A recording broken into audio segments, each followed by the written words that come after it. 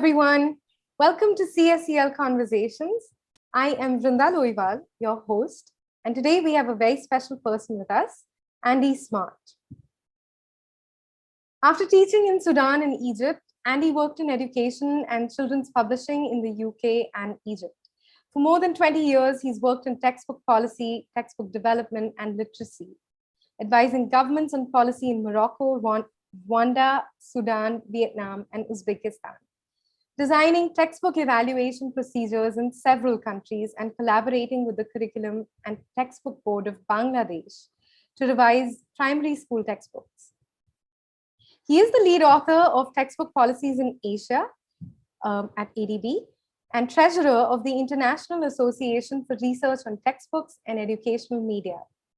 He's also a founding member of NISSEM, which seeks to apply social emotional learning and address sustainable development goals, particularly target 4.7, through educational materials. We are thrilled to have you with us on this round of CSEL Conversations. Thank you so much, Verinda. That was a lovely introduction, and I'm very, very pleased to be here. It's good to talk with you always, but especially now with other members of the audience watching. Indeed. So getting right to it, Andy, why integrate social emotional learning and sustainable development goals into textbook content at all?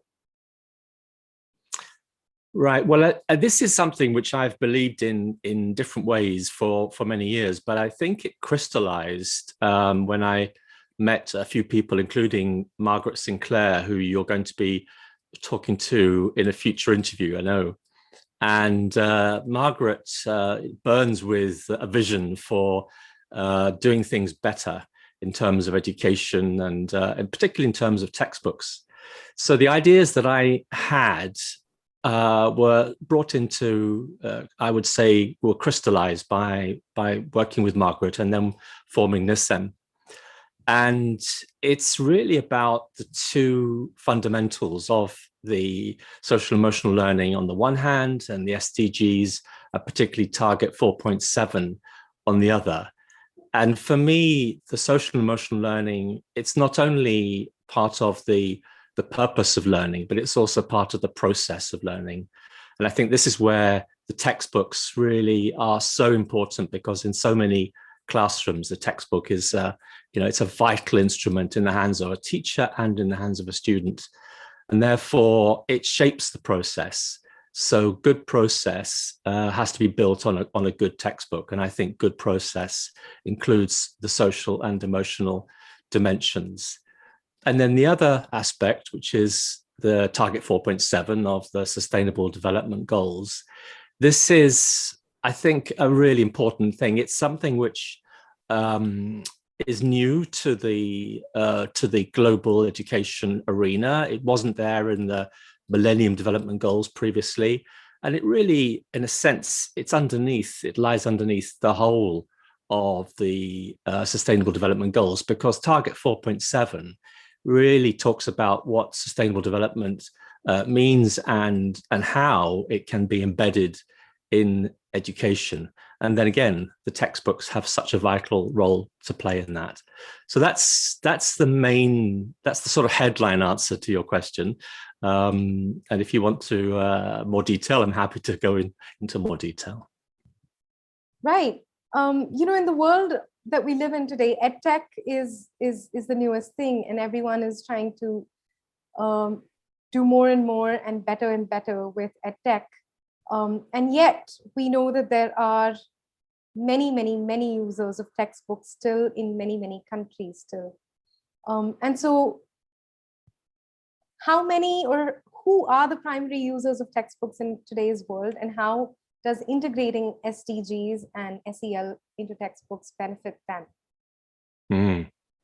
So you're asking about EdTech as well, and about the SDGs and the SEL in the textbooks. I mean, let's talk a little bit about EdTech. The first thing to say is probably that the textbook isn't necessarily a printed product. The textbook is a book in the sense that it has a beginning and a middle and an end.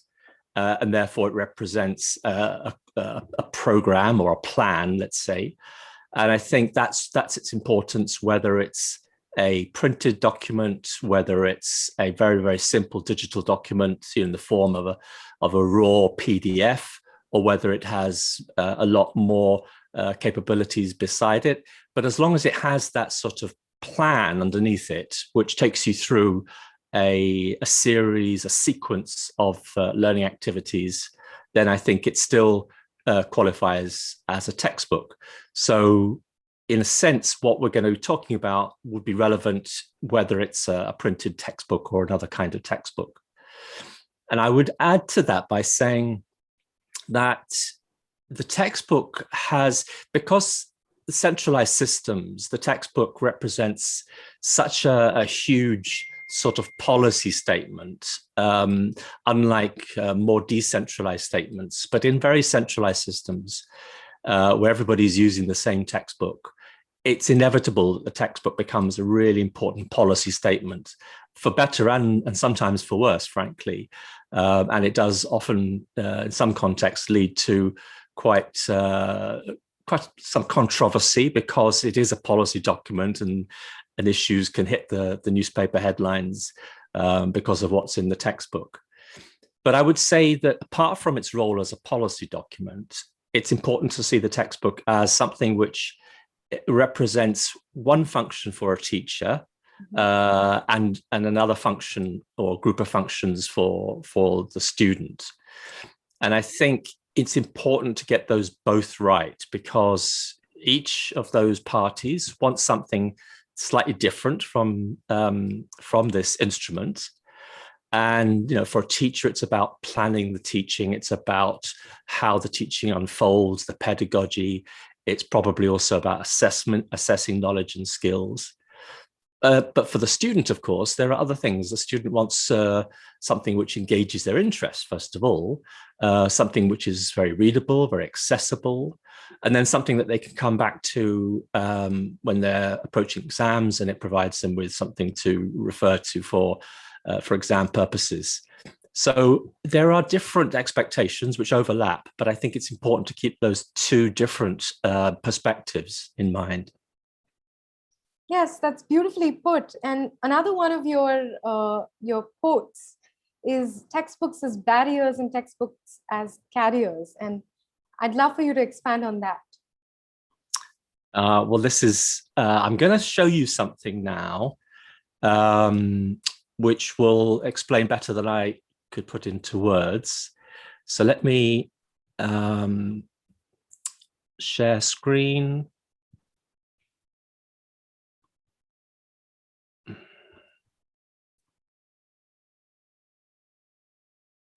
And I will,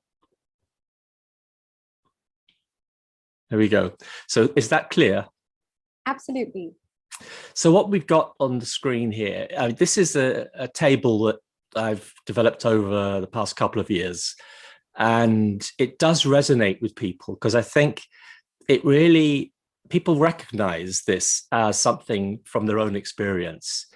The notion of barriers to learning and the notion of carriers of learning, because very often we find that textbooks are sometimes not just neutral, they're actually often getting in the way of learning. In a sense, you could put a teacher in a classroom without any textbooks, and sometimes they'd be better off without the textbook, because it's just something which stands in the way of learning, and it somehow comes between teachers and students. And I believe that some of the reasons for a sort of default to rote learning approaches comes from what the textbook does to the teaching and learning process. Because I think if you're a teacher and you're given a very large classroom of students and very little time and a textbook that's stuffed with content and very difficult language, it's very difficult to know what to do apart from just treat it as a text to be memorized, because everybody knows where they are, even if they know that it's a kind of impossible situation because the text is probably far too difficult for most of the students in the class. And in order to read it, they're going to have to do a lot of work outside the classroom just to make sense of it. But I think it's almost the sort of default position is to resort to that rote learning, memorization approach. But anyway, this slide, it divides the issue into three areas. So barriers and carriers of learning, and then barriers to teaching, carriers of teaching, and then equity and inclusion.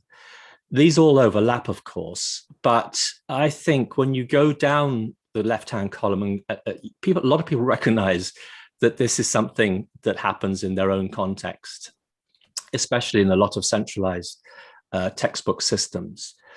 And you'll see that there is reference here to the social and emotional dimensions of learning, which can either be a barrier because there's nothing there to support those dimensions, or when it does reflect those dimensions, I think it becomes a better carrier of learning. And you'll see also something I hope we're going to talk about shortly, which is the relationship between textbooks and pedagogy.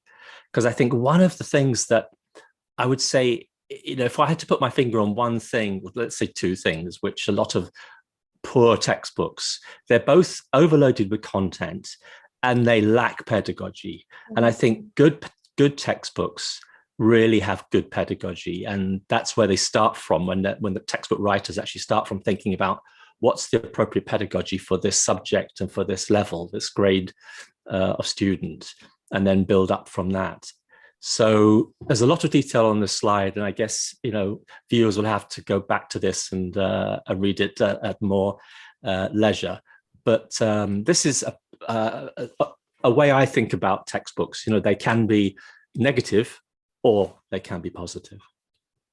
This is truly beautiful. I love the point about textbooks being carriers of a clear pedagogy, as well as allowing students to develop their own identity and voice.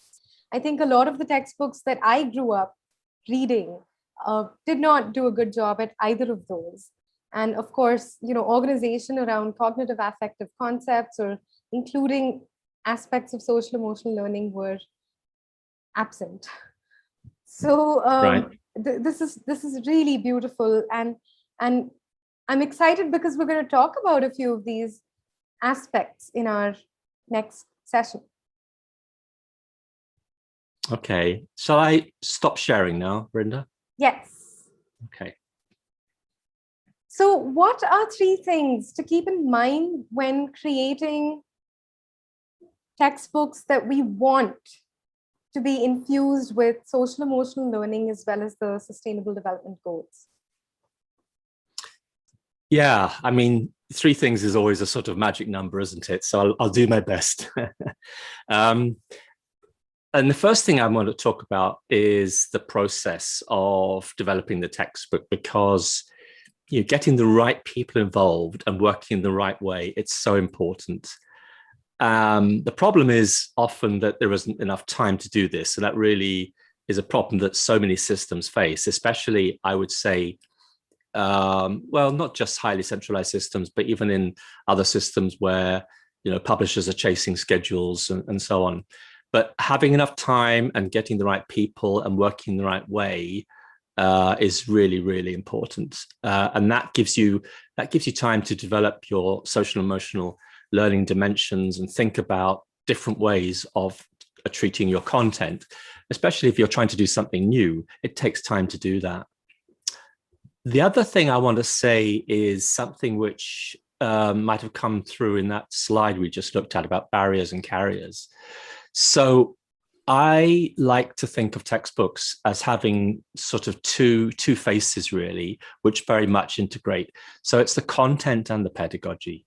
Mm-hmm. And you can, in a sense, think about them separately, because you can actually start a textbook development process thinking about pedagogy. So, and that would be relevant if you're talking about a primary series. That would be relevant for any of the grades, probably in the primary level. And if you think about textbooks as content and pedagogy, and make sure that you always keep those two things in mind, it means that you're going to likely end up with a better product, because you're going to have something which has a clear pedagogy, and that teacher who's used to looking at different kinds of textbooks will be able to pick that textbook up and see a pedagogy coming through very clearly. So obviously the content is vital. That's the academic content, the social emotional content, the SDGs, the 4.7 content. And this, in a sense, the social emotional sort of straddles both. I mean, it's part of the process, it's part of the pedagogy, but in some subject areas, it can also be part of the content. Particularly in some subjects where you're really focusing on things like, you know, let's say problem solving or you know, respecting the opinions of others, or, you know, democratic processes. That could be clearly part of content as well as part of the pedagogy. So there's a couple of things I've talked about, which is, you know, the development process. Getting the authors together, working in a certain way, getting the right authors, including those who've actually had experience teaching at that level in that subject. We've talked about the aspects of content and pedagogy. And then getting the context right. Now, this goes back to who we've got in the team creating the textbooks.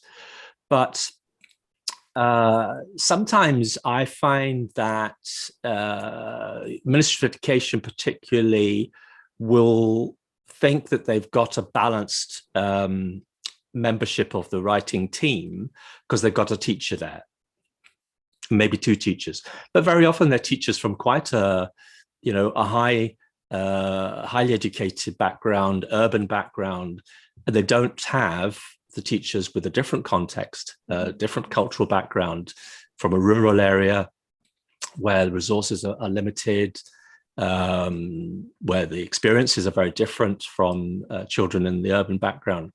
Now, with one textbook, a common textbook for all learners across the country, you can't satisfy all demands, but you can make sure that you are at least reflecting the differences in experience, both of the students and of the teachers. So I think that getting that context is absolutely important. I think that's 3. It is. And I really love what you talked about context and ensuring that not just the content reflects the context of the different and diverse readers that will be there, but also reflects the ease of use for teachers from different contexts as well. So the same textbook should, if it's going to be used across different contexts, should be as user intuitive and easy to use and user friendly across those contexts. And the pedagogy piece that you emphasize needs to address different learning levels of the teachers themselves as well. Absolutely, absolutely. I mean, I think you've put your finger on it, Rinda. And when we're talking about social and emotional dimensions, we're not only talking about the students' social and emotional relationship with learning, we're talking about teachers' social and emotional relationship with teaching. And when we're thinking about equity, we have to think about serving those who need most, who need the support most, or need to be identified and respected most. So it's a difficult thing to do, but it's an absolutely essential thing to try to do. And thinking about the teacher's needs and the teacher's capacities, working with the teachers to reflect those needs and capacities. So it's not a top-down imposition on those teachers. Absolutely critical. And I think it will always lead to a better result. Right, right. And just on the topic of equity, integrating concepts of maths like fractions goes so beautifully with the concept of equity and social awareness as an SEL skill. And various other subject integrations with even science, when we're talking about mining, for example, who gets to be a miner? How does their life get affected by the profession that they're in? All of these examples from the subjects that we study, they do have this social aspect to them. And wherever that is present, I believe that there's an ample opportunity to integrate skills like social awareness and what does ethical reasoning look like in these situations. Absolutely, I agree entirely, 100%. Okay, so here's a question about what not to do. So what is a pitfall that we should avoid? And it might be counterintuitive, but we should still be mindful of avoiding a certain pitfall when we're trying to create SEL and SDG infused textbooks. Yeah. We've touched on this already a little bit. For example, with the barriers, those are pitfalls. And I would really highlight the problem of overload. This is, I would say, the main complaint from teachers across the world. It's just, how on earth can I teach this in the time available? And I think the more it's overloaded, the less room there is for pedagogy. And that's the problem. So when we're writing a textbook, I think to be aware of what is actually happening in the classroom at the time, what needs to happen in order for learning to happen, what are students expected to be thinking about, how does the teacher support thinking, how does the teacher listen and modify and nudge and correct. All of that takes time. So I think one of the really huge benefits of a good textbook is creating good content embedded with good pedagogy that actually allows a teacher to respond to learning experiences in the classroom in order to be able to make sure that the students are really engaging with the issues and the concepts, and able to listen to students and nudge them and make sure that they are really on a journey towards learning. So that all takes time, and it means that we need, for example, half an hour of activity or an hour of activity in a classroom may sometimes be represented by 2 lines on a textbook page. It may be represented by a whole page of a textbook. So it's really, as writers of the textbook, to be thinking about what do we want to be happening in the classroom at this time? How can we support the teacher to make it happen? And what resources are we giving her or him in the textbook to be able to do that?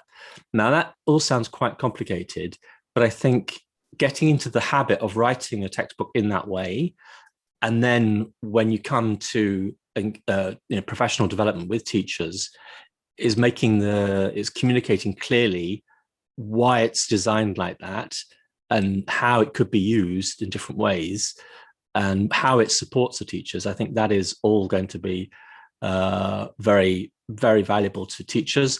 It represents a jump or a shift for some teachers, but as long as it's expressed consistently in the textbook and in the training, in the professional development, you'll get there. It needs to be consistent and it needs to be high value. So that's my risk of overload. Is just don't. That's my pitfall. Is not to overload, and just to step back and think about how is this supporting what happens in the classroom, what needs to happen in the classroom, and how is this making it happen. Beautiful. Again, I'm hearing the emphasis on pedagogy over content. Right. Yeah. Which may come across as slightly too much in the other direction, in the sense of too much pedagogy, not enough content, which is not intended to, because good content is absolutely at the heart of this, but so is good pedagogy. And I'm just, I guess, trying to correct the balance a little bit, but I'm not saying one is more important than the other, not at all. Right. No, the skew is clear at the moment. So I understand why there is need for balancing it. So what would be an example of success in your opinion? You know, this could be an example of a textbook that is not overloading teachers with content, and that's contextual, that's integrating SEL concepts, principles in its content and pedagogy, and also with an eye to the Sustainable Development Goals. Yeah. Yeah. I mean, here we get into some very, I would say, deep water in a sense, because a lot of systems are looking for the best practice. And I think in itself, the phrase best practice is a very difficult notion, because it assumes almost that there is something which is best in all conditions. And that's not very likely. You know, education is a very cultural practice. So, you know, best is not going to be best in every context for all sorts of reasons. So I think it's better to talk about good practice rather than best practice. And I also think it's quite difficult to, let's say, codify what makes a good textbook. I think there are lots of good principles, and we've talked about some of them already. But in order to use those principles wisely when you're evaluating a textbook, that takes a bit of skill.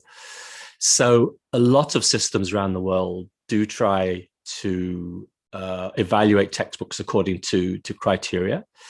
A large, majority of countries have some sort of evaluation process for textbooks. Not all countries. The UK is a notable exception. We don't have textbook evaluation. A publisher publishes a textbook, and the schools buy the textbook if they think it's going to be useful. That's it, really.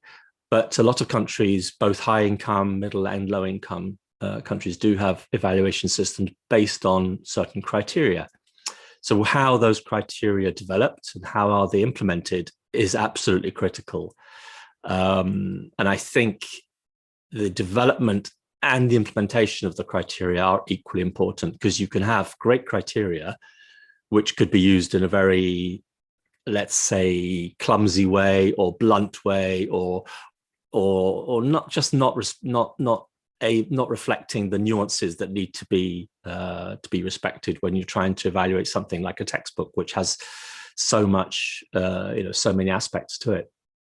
But I do think there is at heart, a real challenge in that textbooks to come up with something which says this is the best way of developing a textbook because research says.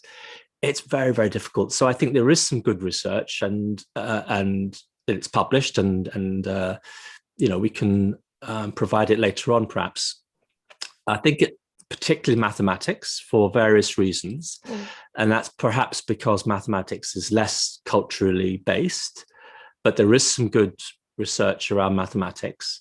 And very often you find when people talk about what makes a good textbook, and they say the research shows this and this, when you probe a little bit, what they're talking about is research into mathematics textbooks.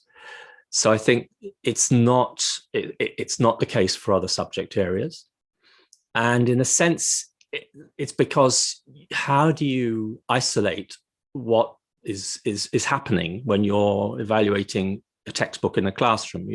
How do you set up a randomized controlled trial to evaluate what makes a good textbook compared to another textbook? Because one textbook, you could list 100 things about one textbook, which you'd have to compare with the 100 things in the other textbook. How do you measure all of those and isolate what is leading to a certain effect out of those 100 things? So I think it's a really steep challenge to think about, to think that you could actually define what is a good textbook. Mm-hmm. Having said all that, in my mind, I follow certain principles, and we've talked about some of them. And I would say that in one sense, going back to pedagogy, that in many ways it's quite hard to say what is a good textbook. It's actually much easier to say what is good pedagogy. again, it's culturally contextual, but I think in each context, it's possible to say, we believe this is good pedagogy for this subject at this level. And once you've established what you believe to be good pedagogy, based on research, based on your own experiences, etc., then I think you can start to put together what could be qualified as a good textbook. So I think it does start from that pedagogy. And I think, there is a huge amount of research around pedagogy for different contexts, different subjects and different levels. So I think that's a much richer seam to go and look in, rather than trying to define, what is the best practice in terms of textbook development. Now, what I could do actually is show you an example of the textbooks that we developed for Bangladesh. This is I was part of a team working with the National Curriculum and Textbook Board in Dhaka from 2013 to 2015, and then with the time lag, the books were actually introduced in 2015 to 16, and they're still in the schools. And Bangladesh is about to start work on a curriculum review. But at the moment, these are still in schools. So I'm showing you now. Are you seeing the textbooks? Yeah. What do you think? Yeah. Okay. So this is a grade 3 social studies textbook. Mm-hmm. Now, it's not a perfect textbook by any means. It was very much a collaboration, a sort of 3-way collaboration between some consultants like me, the National Curriculum and Textbook Board and its subject specialists. And then we worked with a very well-known NGO in Dhaka called BRAC. And BRAC has a huge organization, and we worked with a part of it called the Institute for Educational Development. So this was a sort of a 3-way collaboration. But I'll just draw your attention to a few things here, which I think underline what we've been talking about. So first of all, this is grade 3. We designed the whole book, and I can show you the following pages next, but we designed it around the principle of a double page spread. So the left-hand page is always sort of the same. The right-hand page is always sort of the same. And the right-hand page has a sort of pedagogical structure to it. So what we chose with our colleagues at NCTB and at BRAC IED is that we would follow this speak, write, extend, check structure, which means that for social studies, there is an opportunity, first of all, to share people's experiences, their understandings in a supportive environment, in a classroom discussion, based on the idea that what you say becomes easier to write, and what you write becomes easier to think about. And that's a sort of underlying pedagogy. So the teacher, because it's the same double page spread structure throughout the book for grades 3, 4, and 5. And by the way, this is in English because in Bangladesh there is a small group of schools which do study in English. It's for the sort of expatriate families who are moving between the UK and Bangladesh usually, and who prefer to study in English rather than Bangla language or other languages. So the pedagogy is there, very, very transparent: speak, write, extend. And of course, it's open, and then it becomes it's open-ended, and it's developing speaking skills. Then it becomes quite simple, but quite semi-controlled in the sense with the right activity.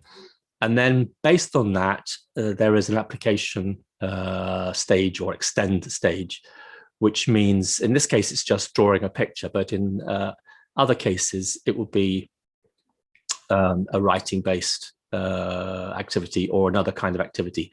But the point is that you've developed some skills which you can then apply. And that's the underlying pedagogy. But what you can also see from this is that on the left-hand page, the content is actually quite light. And if you compared these textbooks with the ones that were in the schools beforehand, the text, the actual passages of text were 2 or 3 times the length of the text that you can see here. So it was revised, but without losing any of the content. So it proved that you could retain the concepts, retain the key terminology, make it simplified. You could simplify it. You could use pictures in a more educational way, so they're not simply decorating the page. They are there as a resource. And the overall effect is a light effect, lots of white space. It's something which you could say is appropriate for a child of 8 years old, whereas the previous textbooks, at first glance, you would have said, oh my goodness, my child of 8 is going to be terrified of this book as soon as they open it. Because in a sense, what we're trying to do here is create a book that looks like the sort of book that a child of 8 would choose, right? Because that's what, for many children, they may not see many other books apart from their textbooks in the school. So we have to get it right. The children, it has to have that sort of childlike qualities in order to make it appropriate, in order to make it engaging, in order to reflect the student's perspective. So I'll just show you one more spread, and you can see how the pattern repeats each double page. The pedagogy is always there. And the check is meant to be a sort of formative assessment. So it's that little check. It's assessment which is non-threatening, but it's a way of making sure that the academic knowledge is being attained. So I'm going to stop sharing there. Otherwise, we'll spend the next hour talking about this book.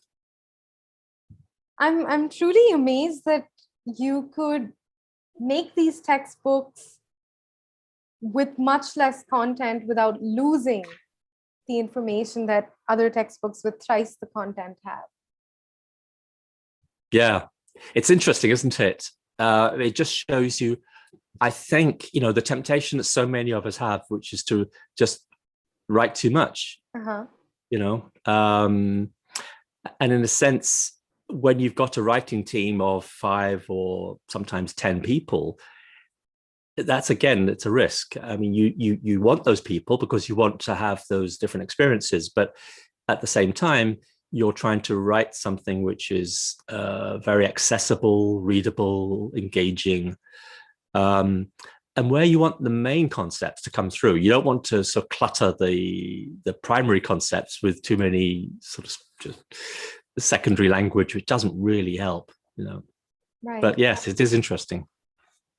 And the pedagogical elements on that 2-page spread were so concise. I think the extend section right there could be used for SEL or SDG integration really, really well. Absolutely, yes. I mean, I'll confess that 5 years ago when we were working on those books, I hadn't met Margaret Sinclair, and I wasn't thinking quite as rigorously about that aspect as I certainly do these days. Right. Wow. Thank you, Andy. This was absolutely wonderful and insightful. I think the very precise, succinct points that you gave, particularly for what makes for good textbook design and what pitfall to avoid, are great takeaways. Thank you so much, Brenda. It's a real pleasure. And thank you for your very insightful questions. Thank you. Thank you for joining us. And we will follow up with more CSEL conversations with more experts and keep the conversation going. Thank you for joining us, Andy. Thank you, Brenda. And thanks to everybody who's watching this now.